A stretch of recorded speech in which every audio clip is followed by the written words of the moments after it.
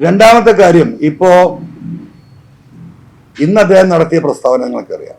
ഇന്നലെ സ്വരാജ് വീട്ടിൽ പോയിട്ട് പ്രകാശിന്റെ കുടുംബത്തെ കണ്ടുവന്നു. ആ കാര്യങ്ങൾ നിങ്ങൾ ആരോ ചോദിച്ചപ്പോൾ അതിന് മറുപടിയായിട്ട് അദ്ദേഹം പറഞ്ഞത് എന്താ?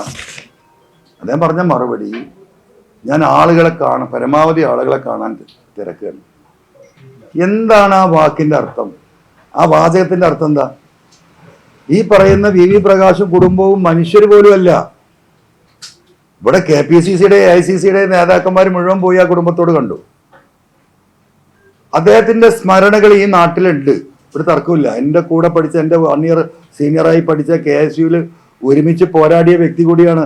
എനിക്ക് ആത്മബന്ധമുള്ള വ്യക്തിയാണ് അദ്ദേഹം. പക്ഷേ ഈ തെരഞ്ഞെടുപ്പ് മുഴുവൻ ഇത്രയും പ്രചരണം ഇവിടെ നടക്കുമ്പോൾ ഒരു പോസ്റ്ററിൽ പോലും ഈ പറയുന്ന VV പ്രകാശിന്റെ ഒരു ചെറിയൊരു ഷെയ്ഡി ഫോട്ടോ പോലും കൊടുക്കാൻ കഴിയും. എൻ്റെ പരാതിയല്ല കേട്ടോ, ഇതൊക്കെ മറുഭാഗത്ത് നിൽക്കുന്ന, പ്രകാശിനെ സ്നേഹിക്കുന്ന, ഇപ്പോഴും ജീവിക്കുന്ന ആയിരക്കണക്കിന് കോൺഗ്രസ് പ്രവർത്തകരുടെ തയ്യാറായിട്ടില്ല. അതുപോലെ തന്നെ നിൽക്കുന്ന മറ്റൊരു വിഷയം, ഈ ഒരു മനുഷ്യൻ മരിച്ചു കഴിയണം അല്ലേ? VV പ്രകാശ് നമ്മോടൊപ്പം ഇല്ല. ഏതൊരു അഹങ്കാരിക്കും ധിക്കാരിക്കും ഒരു മരണശേഷം ഒരു വ്യക്തി മരണപ്പെട്ടാൽ സ്വാഭാവികമായിട്ടുണ്ടാകുന്ന ഒരു മനംമാറ്റം, ആ മനംമാറ്റം പോലും ഇവിടെ ഉണ്ടായിട്ടില്ല. ആ വോട്ട് പരിപൂർണമായും അദ്ദേഹത്തിന് തള്ളപ്പെടുകയാണ്. രണ്ടാമത്തെ കേസ്, ഒരു കുടിയേറ്റ കർഷകനെ ഇവിടെ സ്ഥാനാർത്ഥിയാക്കണമെന്ന കുടിയേറ്റ കർഷകരുടെ ആവശ്യം പാടെ തിരസ്കരിച്ചതിന് പിന്നിൽ വേറെ സ്റ്റോറി ഉണ്ട്. മലപ്പുറം ജില്ലയിൽ 4 സീറ്റാണ് UDF കോൺഗ്രസിന് കൊടുക്കുന്നത്, 16 സീറ്റിൽ. ആ 4 സീറ്റിൽ ആകെ ഒരൊറ്റ MLA ഉള്ളത്. ആ MLA ആരാ നിങ്ങൾക്കറിയാലോ? വണ്ടൂരിൽ നിന്നുള്ള AP അനിൽകുമാറാണ്. AP അനിൽകുമാറിനെ സംബന്ധിച്ച് ഇവിടെ മറ്റൊരു MLA വരുന്നതിൽ ഒരു താല്പര്യമില്ല, നമ്പർ 1. നമ്പർ 2, AP അനിൽകുമാറിനെ എനിക്ക് സീറ്റ് കിട്ടിയില്ലെങ്കിൽ വണ്ടൂരിൽ നിന്നെ ഞാൻ തോൽപ്പിക്കും എന്ന തിട്ടൂരം ഷൗക്കത്തിന്റെ വകയുണ്ട്. നിങ്ങൾ ശരിക്കും മനസ്സിലാക്കണം. ഇവിടുത്തെ ഞാൻ ഈ പറയാത്ത പൊളിറ്റിക്സ് ആണ് ഈ പറയുന്നത്. അപ്പം ആ ഒരു ഘട്ടത്തിൽ അനിൽകുമാറിന്റെ കൂടി പ്രേരണയിലാണ് ഇവിടെ ഷൗക്കത്ത് സ്ഥാനാർത്ഥിയായിട്ട് വരുന്നത്. ഈ മണ്ഡലത്തിൽ ഇനിയൊരു ജില്ലയിൽ ഒരു MLA ഉണ്ടാകാതിരിക്കാനുള്ള ആവശ്യക്കാരനായ AP അനിൽകുമാറിന്റെ വലിയൊരു വിഭാഗം ഇവിടെ ഈ തെരഞ്ഞെടുപ്പിൽ ഷൗക്കത്തിനെതിരെ വോട്ട് പിടിക്കുന്നുണ്ട്. അവരുമായി ഞങ്ങൾ ബന്ധപ്പെടുന്നുണ്ട്. ഇനി തുറന്നു പറയാം. ബഹുമാനപ്പെട്ട സാദിഖ് അലി തങ്ങൾ, നമുക്കറിയാലോ, തങ്ങളുടെ വിഷയത്തിൽ ശിഹാബ് തങ്ങൾക്കെതിരെ അദ്ദേഹം പറഞ്ഞ സ്റ്റേറ്റ്മെന്റ് ഇവിടെ റീലായി ഓടിക്കൊണ്ടേയിരിക്കുകയാണ്. അത്തരത്തിലുള്ള ഒരു വ്യക്തി ഇവിടെ ജോയ് DCC പ്രസിഡന്റ് ആയതിനു ശേഷം UDF സംവിധാനത്തിൽ ഒരു കുഴപ്പമില്ലാതെ മലപ്പുറം ജില്ല പോകുന്നത്. ആര്യാടന്റെ കാലഘട്ടം എന്ന് പറയുന്നത് സംഘർഷഭരിതമായിരുന്നു ലീഗും കോൺഗ്രസും തമ്മിൽ. ഒരു സമാധാനമുണ്ടായി, ഒരു ഐക്യത്തിലേക്ക് UDF എത്തി. ഈ ജില്ലയിൽ നല്ല രീതിയിൽ UDFന്റെ പ്രവർത്തനം നടക്കുക. അതിലേക്ക് ഷൗക്കത്ത് ഇനി ഒരു MLA കൂടിയായി വരുമ്പം ഇതുവരെ അണഞ്ഞു പോയ തീയില് പെട്രോൾ ഒഴിക്കുന്ന അവസ്ഥ ഉണ്ടാകും എന്ന ചർച്ച, അത് PV അൻവറിന്റെ സ്റ്റേറ്റ്മെന്റ് അല്ല കേട്ടോ. ഇത് മനസ്സിലാക്കുന്ന സാധാരണക്കാരായ ലീഗ് പ്രവർത്തകരുടെ സ്റ്റേറ്റ്മെന്റ് ആണ്. ഇപ്പൊ ജോയ് ഇഷ്യൂവിൽ തന്നെ സ്വാഭാവികമായും UDFൽ ഒരു തീരുമാനമുണ്ട് എന്നാണ് ഞാൻ ഈ ചർച്ചകളുമായി ബന്ധപ്പെട്ടപ്പോൾ എനിക്ക് ഉത്തരവാദിത്തപ്പെട്ട നേതാക്കൾ പറഞ്ഞത്. ആ തീരുമാനം എന്തായിരുന്നു? ലീഗിന്റെ സ്ഥാനാർത്ഥിയെ ലീഗ് നിശ്ചയിക്കും, കോൺഗ്രസിന്റെ സ്ഥാനാർത്ഥിയെ കോൺഗ്രസ് നിശ്ചയിക്കും, ജോസഫ് സാറിന്റെ സ്ഥാനാർത്ഥിയെ കേരള കോൺഗ്രസ് ജോസഫ് തീരുമാനിക്കും. അതിൽ പരസ്പരം ഇടപെടാനോ പറ്റില്ല എന്ന് പറയാനോ ഉള്ള, മുമ്പൊക്കെ അങ്ങനെ തർക്കങ്ങൾ ഉണ്ടായിരുന്നു, പാടില്ല എന്ന തീരുമാനമാണ്. അപ്പൊ ജോയുടെ വിഷയം വന്ന സമയത്ത് ഞാൻ ഈ കാര്യം UDF നേതൃത്വത്തിലെ ഘടകകക്ഷികളിൽ ഞാൻ ഈ കാര്യങ്ങൾ പറഞ്ഞപ്പോൾ അവരൊറ്റ വാക്കേ പറഞ്ഞുള്ളൂ, ഞങ്ങളുടെ അഭിപ്രായം ചോദിച്ചാൽ പറയാം, അല്ലാതെ ഞങ്ങൾക്ക് കയറി പറയാൻ പറ്റില്ല, അത് ഞങ്ങളൊരു പൊതു തീരുമാനമാണ്. അങ്ങനെ ആ തരത്തിലൊരു അഭിപ്രായ സ്വരൂപണം നടത്തിയപ്പോൾ ലീഗിന്റെ കൃത്യമായ കണക്കും കാര്യങ്ങളും അവിടെ ബോധ്യപ്പെടുത്തിയതാണ്. അപ്പൊ ചരിത്രത്തിലാദ്യമായിട്ട്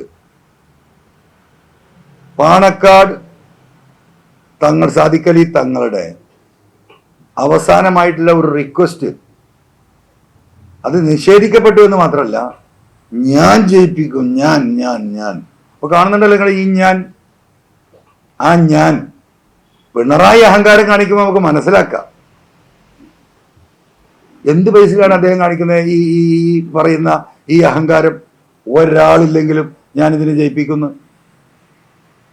അപ്പൊ പുതിയ അദ്ദേഹം ഡെവലപ്പ് ചെയ്ത ഒരു ടീമാണ്.